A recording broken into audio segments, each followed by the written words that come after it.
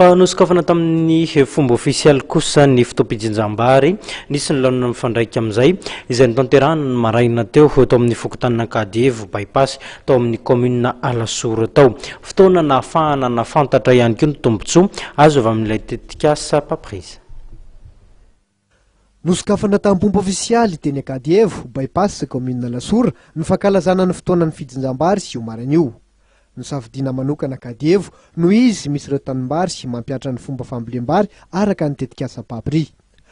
Tombontsoa maro tokoa no azo amin'ny alalan'ny fampiarana nisy teknika papri satria dia mahazo tombony hatramin'ny ray taona isaky ny hektara ny tany tsapam-boly ray.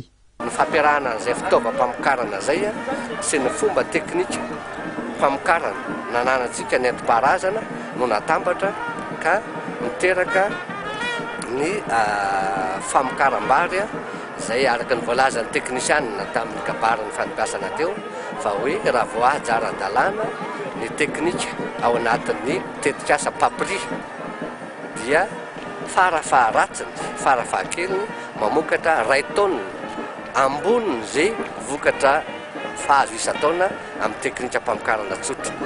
Mijoro vavolombelona Andriamatoa Rajonarson Roland Basile izay voafidy ho mpamboly filamatra eny Kadievo amin'ity tetikasa papri ity, tetikasa izay vokatry ny fiara-miasa amin'ny japonais amin'ny alalan'ny Jika.